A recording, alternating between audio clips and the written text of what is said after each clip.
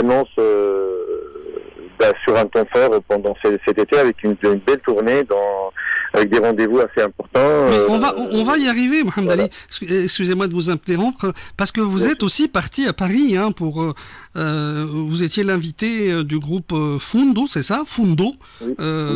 Et là, passer plutôt d'un lieu qui contient des milliers de places à un endroit qui est beaucoup plus petit. Alors comment vous vous êtes adapté à cela? Comme vous savez, je suis plus habitué au petit théâtre en tant que musicien de jazz, pianiste. Oui, ça, il faut oublier. J'aime beaucoup les... Alors, il y a une petite interruption. Bon, on va mettre un peu de musique et revenir à Mohamed Ali Kamoun.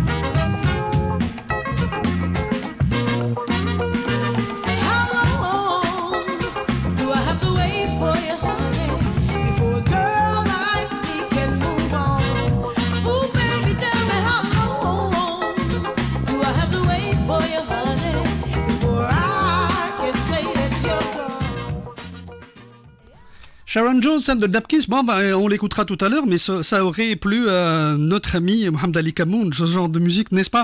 Un peu de jazz et de soul pour lequel vous êtes assez intéressé, je pense. Oui, évidemment. Donc ça reste une culture musicale principale pour moi. Et j'ai beaucoup appris du jazz et des musiques funk. et de plusieurs musiques du monde également. Donc ça reste mon berceau et les musiques dans lesquelles des musiques que j'écoute pratiquement tous les jours en plus. C'est les musiques dans lesquelles vous avez baigné, là. On pense à la mer et... Hein. Absolument. Alors, il faut se baigner. Tout à fait, voilà. Et c'est pour ça, je pense que vous avez cette sorte d'inspiration, Mohamed Ali, qui vous permet vraiment de comment dirais-je, d'avoir des dialogues avec tout d'abord les différentes musiques qu'il y a en Tunisie, mais également avec les musiques étrangères, n'est-ce pas? Oui, carrément. En fait, il faut, à mon avis, avant de toucher à des, on va dire, à des fusions, à des métissages, il faut être assez à l'aise avec certains langages. Il faudrait avoir une certaine maîtrise, à mon avis, pour éviter des mélanges hybrides et oui. Un peu de mayonnaise à harissa. Il y en a malheureusement pas mal, Mohamed Ali. Bon, oui. Quand on manque un peu de maîtrise de certains vocabulaires, de langage, souvent on est pris un peu dans la facilité de mélanger, de mixer des choses de cultures totalement différentes, et ça peut détruire et aussi notre tradition, mais aussi des langages qu'on utilise. Souvent, par exemple, la musique occidentale, elle a des codes. Il y a le jazz, il a ses propres codes. La musique classique symphonique. C'est assez normalisé, c'est ça.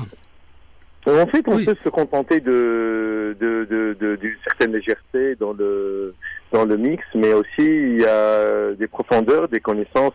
Plus on approfondit ses propres connaissances, plus, à mon avis, on découvre d'abord qu'il y a tellement de passerelles possibles entre différentes cultures musicales et différentes histoires qui se rejoignent au final.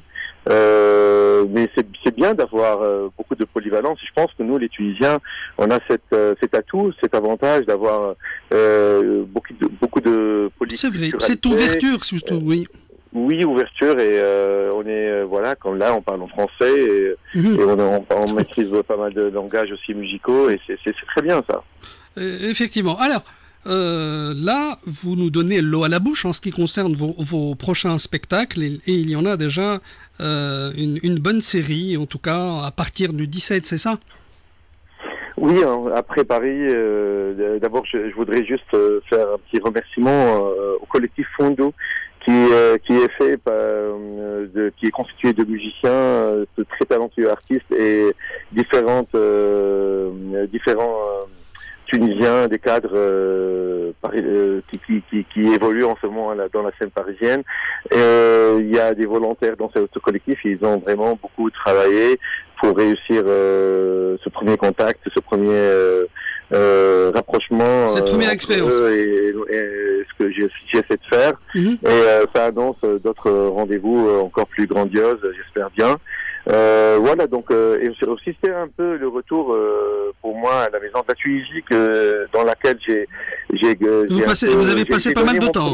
J'ai donné mon premier spectacle déjà en 2005, lorsque j'étais résident avec le feu sous la direction du feu Selim Ben Ammar, à qui on a donné le nom de la salle. J'ai vu la salle polyvalente de la maison de la Tunisie, et là en ce moment il y a un très beau pavillon avec un. Il y a déjà 20 ans, Mohamed Ali, mine de rien. Oui, il y a déjà 20 ans, en 2005, j'ai donné un spectacle accompagné de très bons musiciens parisiens, et c'était mon premier spectacle complètement des compositions instrumentales avec un souffle jazz, et puis voilà, après voilà, c'était ça a évolué, pas mal, et ça a donné ce spectacle gigantesque, et en tout cas que j'ai suivi depuis combien, Mohamed Ali, une dizaine d'années, c'est ça à peu près? Oui, voilà, maintenant je pense qu'on parle plus de spectacle 24 heures, mais d'un projet. On a compris que c'est ça, voilà.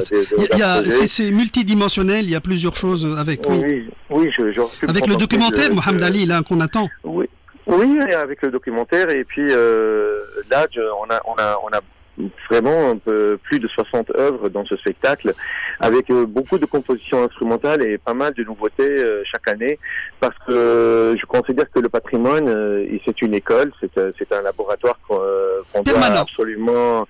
voilà, il est ouvert de façon permanente, et j'essaie de partager ça avec pas mal de public, mais aussi de passionnés et d'élèves et d'étudiants et d'amis, des musiciens, de maîtres, contact entre détenteurs de patrimoine et nous, musiciens, avec une certaine casquette académique, on se retrouve souvent ignorants face à cette diversité, face à cette complexité de notre patrimoine, et c'est incroyable ce que je découvre chaque année, chaque mois, et donc ça m'impressionne et ça me donne toujours envie de continuer à creuser, loin de la volonté de reprendre quelque chose qui existe, mais plutôt d'en apprendre davantage et d'essayer de recréer de nouveaux langages à partir de nos racines, et je trouve que c'est hyper important. Sinon on se retrouve dans des pseudo jazz oriental et pseudo musique, ce qu'on écoute un peu comme musique d'Orient et d'Occident, et on se retrouve facilement piégé dans cette mondialisation. Donc je trouve qu'il faut absolument s'armer de davantage de connaissances, et la Tunisie, elle regorge de patrimoine, de traditions, de culture dans chaque ville, dans chaque village, ça regorge vraiment. Et vous avez eu le mérite, Mohamed Ali Kamoun, vraiment de piocher et d'aller en profondeur, comme vous venez de le dire, pour vous accaparer ou pour vous, disons, comment dirais-je, revoir, reconstituer, innover par rapport à ce comment dirais-je, patrimoine, j'ose dire, hein, c'est quelque chose qui nous appartient à tous et qui va être, qui va jaillir du fin fond de votre pensée, et qui nous donne ce résultat magnifique de ces 24 parfums. Oui, donc j'essaie c'est d'abord une partie de plaisir. Maintenant, je donne un cours à l'Institut supérieur de musique, en classe de master. C'est un cours de transcription. Et déjà, je découvre chaque fois, j'apprends avec mes étudiants, et il y a beaucoup de secrets de notre tradition, entre ce qu'on entend comme les tambours de djerba, on attend vers les instruments avant traditionnels, un peu partout, les différents types de tambours, les variantes de rythme, il y a beaucoup de diversité, vraiment, de nuances, contrairement à ce qu'on pense. Et malheureusement, toute cette richesse, elle est très très très peu institutionnalisée au jour d'aujourd'hui, aussi bien dans les institutions publiques que nous risquons de la perdre, Mohamed Ali Kamoun. Oui, on perd tous les jours en fait des temples. Chaque maître qui disparaît, il y a tout un patrimoine qui disparaît avec lui, malheureusement.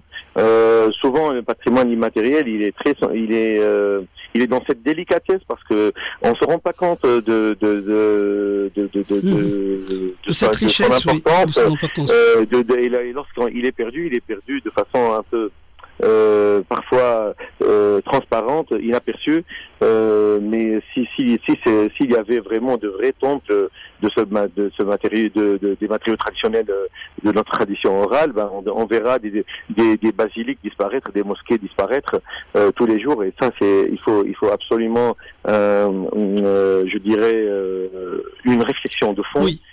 Sur ce patrimoine et sur sa façon de le préserver, mais aussi de l'innover, de le valoriser. C'est vraiment notre richesse et notre intelligence aussi d'aujourd'hui, associée à cette richesse. Elle peut enfanter des expressions vraiment très intéressantes et uniques et originales qui se distinguent partout dans le monde. Donc c'est important. Tout à fait, j'adhère complètement à ce que vous dites, et ce patrimoine immatériel qu'il faudrait sauvegarder à tout prix, à vie, au ministère de la Culture et du Patrimoine. Alors, venons-en maintenant cette fameuse tournée qui démarre pas plus tard que ce jeudi. Et pourquoi alors choisir, Hamdali, là j'ai une vacation à RTCI quasiment en même temps que ton concert, et ça va me priver, encore une fois, de te voir à l'œuvre à l'amphithéâtre d'Al Jam. Écoute, ça me ferait plaisir que tu puisses assister à une des dates des prochains concerts. Donc on sera le 17 à Al Jam, mais aussi le 21 juillet au théâtre au théâtre de plein air de Sfax, à l'ouverture du festival international de Sfax. Et puis le 25 juillet, encore un grand rendez-vous au Festival international de Hamad. Surtout que ça correspond à la fête de la République. Non, de toutes les manières, chaque spectacle, c'est la fête de la République. On célèbre les régions tunisiennes, la diversité des régions dans ce spectacle, et ça tant mieux que ça coïncide avec le choix de la date. De toute façon, il n'est pas arbitraire. Il a été judicieusement choisi par rapport à cette date. Et le 4 août, on sera... Là, vous allez du côté du nord-ouest. Oui, voilà, à la clôture du Festival international de Céliana. Voilà, donc c'est une belle tournée. Et j'espère que les concerts vont plaire, vont essayer d'atteindre le maximum de public qui est vraiment de plus en plus nombreux, et on est ravis d'avoir de plus en plus d'adhérents, de fidèles. Oui, parce qu'il y a désormais un label et une marque de fabrique, Mohamed Ali. Quand on dit 24 parfums, c'est on le lie directement à Mohamed Ali Kamoun. Oui, même lorsqu'on change de spectacle, je suis ravi maintenant qu'on a vraiment un public. Mohamed comme il a un public, je pense, aujourd'hui. L'année dernière, à Naoud Gharam, on a vu les gradins de Carthage. Ah oui, Naoud Gharam, qui est exceptionnel. D'ailleurs, j'allais vous poser une question. Franchement, je voudrais bien revoir Naoud Gharam, Mohamed Ali Kamoun. Moi aussi, j'aimerais bien la revoir. Bah, c'était vraiment un travail de hors pair, parce que c'est une comédie musicale. Il y avait du chant, il y avait du théâtre, il y avait de la musique. Franchement, c'était très très agréable, et bravo pour ce spectacle qui malheureusement, je pense que c'est pour des questions de logistique, Mohamed Ali, parce que il y a peut-être une centaine de personnes qui sont sur scène. Oui, c'est un spectacle qu'on n'a pas voulu vraiment brader. Céline Chkili, la poétesse, et la coproductrice avec moi dans ce spectacle. Moi, en tant que compositeur, on a travaillé sur 22 chansons, 4 chansons en arabe littéraire, et pendant 3 ans, on a travaillé vraiment jour et nuit sur cette comédie musicale qui a vu le jour à Carthage l'an dernier, après, malgré malheureusement plusieurs relances au Théâtre de l'Opéra de Tunis, qu'on trouve vraiment, c'est le lieu par excellence pour accueillir des projets gigantesques. Je vais vous soutenir pour ça. Oui, c'est le lieu en tout cas, parce que c'est le lieu adéquat. Oui, c'est le lieu adéquat pour trouver le bon format, et pour pouvoir être dans une logique de production vraiment, parce qu'on n'est pas vraiment des producteurs, on essaie vraiment de soutenir et de pousser et de prendre des responsabilités. Vous êtes plutôt vous êtes musicien, vous êtes compositeur, vous êtes chef d'orchestre, oui. Mais donc j'espère bien, en tout cas, on ne désespère pas par rapport à Naoud Gharam. C'est un projet qui me tient personnellement à cœur, pareil pour Céline Chkili.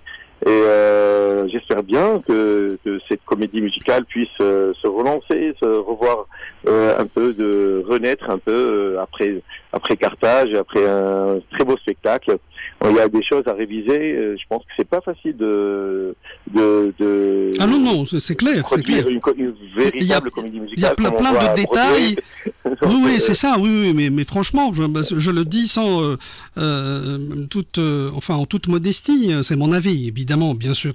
Je ne suis pas censé représenter l'ensemble des spectateurs, mais en tout cas, les personnes qui sont venues regarder les spectacles ont ici été réellement très enthousiasmée par cette qualité. La jeune fille là qui chantait, elle était époustouflante. Il y avait Fatma Sfar, c'était extraordinaire. Oui, voilà, il y avait et comme je dis, en fait, malheureusement ce genre de production. Maintenant, partout dans le monde, il est difficile de faire des productions, de tourner des grosses productions. Il y a dans les pays du Golfe en ce moment pas mal d'engouement à ce niveau, mais même en Occident, il est hyper difficile de faire tourner des grosses prods. Mais parce que ça demande des finances conséquentes, c'est ça le problème. Ou bien ça demande des adaptations, et l'adaptation elle-même, c'est un coût. Donc on n'a pas les moyens de faire des adaptations. On a fait vraiment comme on le souhaitait, comme on en rêvait. C'est vraiment à des structures. Je veux dire, ça va à la responsabilité de structures comme le Théâtre de l'Opéra de Tunis. J'insiste vraiment, c'est le lieu adéquat propice. pour ça. Et propice. Et donc on a fait on a envoyé beaucoup de courriers, aussi bien au ministère des Affaires culturelles au Théâtre de l'Opéra. Certains dossiers depuis 3 ans ont été déjà mis dans des tiroirs qu'on retrouve jamais. On a fait plusieurs relances. Et voilà, donc je relance maintenant et je continuerai à faire des relances parce que on n'est pas pris encore à faire des productions 100% privées. On essaie d'être au moins dans des logiques de partenariat. Oui, c'est ça, en fait, c'est le partenariat public-privé. Ça reste toujours de l'encouragement à nos talents tunisiens. En tout cas, si on a des sous pour faire, pour avoir des artistes étrangers, je crois que il vaudrait mieux dépenser cet argent entre guillemets pour nos artistes tunisiens talentueux.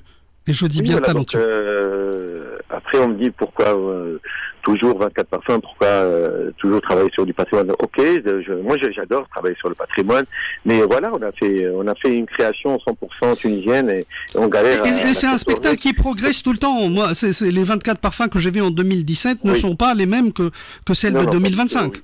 Oui, il y a beaucoup de changements, il y a pas mal de... Chaque public, il a déjà ses propres parfums qu'il adore. Oui. Lorsqu'on joue à Hammamet, ce n'est pas forcément le même spectacle qu'on joue à Tataouine. Donc à Tataouine, j'adore le chant bédouin. Le chant bédouin... Il y a une sorte d'adaptation au public. Voilà, on adapte, on met du chant bédouin, par exemple, dans les spectacles, dans ces tournées d'été, qui est malheureusement plus centré au niveau des villes, des côtes, comme souvent. Et on regrette vraiment, on est très triste de ne pas pouvoir atteindre notre cher public partout en Tunisie, d'où est née cette création. Parce que lui aussi, il a droit à ce genre de spectacle, Mohamed Ali. Pardon ? Lui aussi, nos citoyens du Sud ont aussi le droit de voir ce genre de spectacle. Ils ont le droit de regarder le spectacle. On a offert la diffusion en direct du live de Carthage il y a 2 semaines, mais ça reste pas suffisant.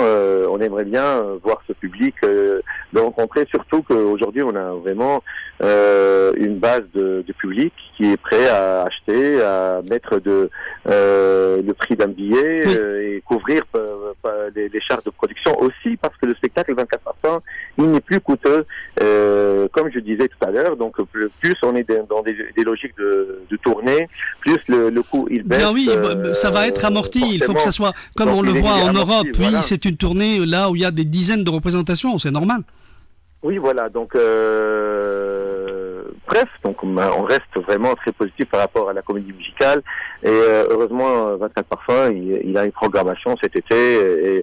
Et parce qu'on a beaucoup travaillé aussi pendant la saison d'hiver. Oui. On a fait une très belle collaboration. Achraf Botivi, le directeur du conservatoire des solistes, qui fait un très beau de Megrine, qui fait un très très beau boulot. Oui, c'est vrai.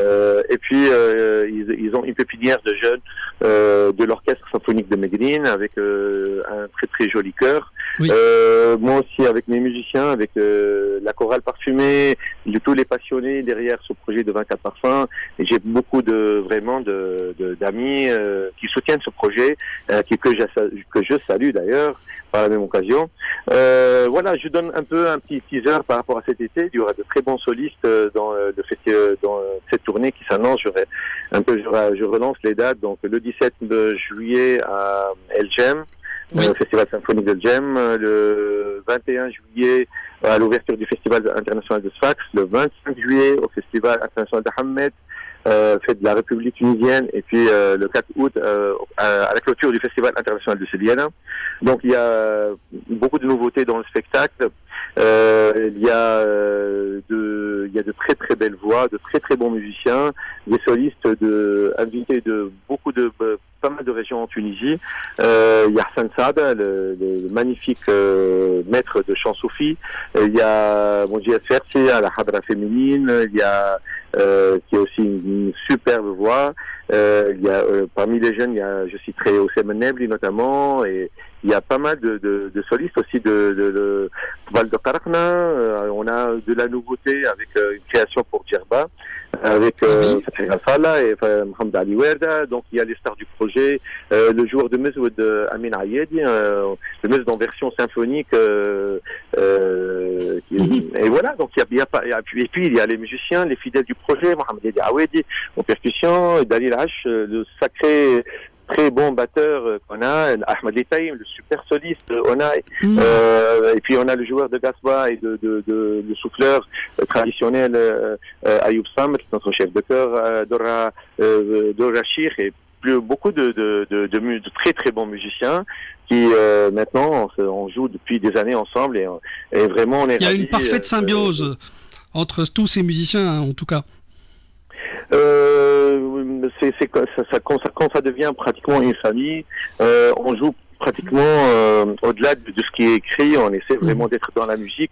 Donc et puis c'est un plaisir de jouer les 24 parfums. Pour nous, déjà sur scène, on prend énormément de plaisir. On le sent d'ailleurs. On le sent d'ailleurs, oui, on sent que vraiment là vous êtes vous vous amusez, voilà. Absolument. En faisant les choses de manière professionnelle, bien sûr. Oui, ça swing énormément notre musique, notre patrimoine. Donc, vraiment, avec des petites touches d'arrangement, déjà, c'est déjà très très beau, sans rajout, sans rien du tout. Mais beaucoup de gens peut-être ne savent pas qu'il y a énormément d'écriture dans ce projet. Énormément d'écriture, énormément de... La comédie musicale, elle m'a pris 2 semaines, 3 semaines pour composer 22 chansons. Pour 24 parfums, ça me prend 1 mois pour composer un parfum. Et ça, pour beaucoup de gens ne le savent pas, mais c'est très très difficile de travailler sur le patrimoine, parce qu'on est dans une sorte de champ archéologique sur lequel il faut vraiment être très costonneux, il faut être précis, il faut pas toucher aux fondamentaux. Les matériaux traditionnels, ils sont très délicats, et heureusement avec les nouvelles technologies aujourd'hui, là je te parle d'un studio équipé avec des techniques, avec des moyens technologiques assez avancés. Pratiquement tout mon investissement il va dans ce sens. et je suis très ravi je suis chaque fois surpris de voir le comportement de nos rythmes traditionnels, de nos mélodies, parce que face à ces technologies, et ça nous met, avec l'intelligence artificielle aussi aujourd'hui, on a beaucoup aussi une marge de manœuvre extraordinaire. Encore une intelligence de plus qui vient se rajouter, qui nous aide à comprendre, à manier et à essayer de faire évoluer notre tradition musicale. C'est très important, voilà. Très bien, Mohamed Ali Kamoun. Et écoutez, voilà, on a vraiment comment dirais-je, hâte de regarder ces prochains spectacles, ces prochains concerts à partir du 17. Allez-y, moi je vous invite vraiment à y aller, vous ne serez pas déçus. Le 17 à Al-Jam, le 21 à Sfax, le 25 à Hammamet et le 4 août à Céliena. Voilà. Merci beaucoup Mohamed Ali Kamoun. Merci à toi mon ami. Voilà, très bonne tournée et puis à très bientôt.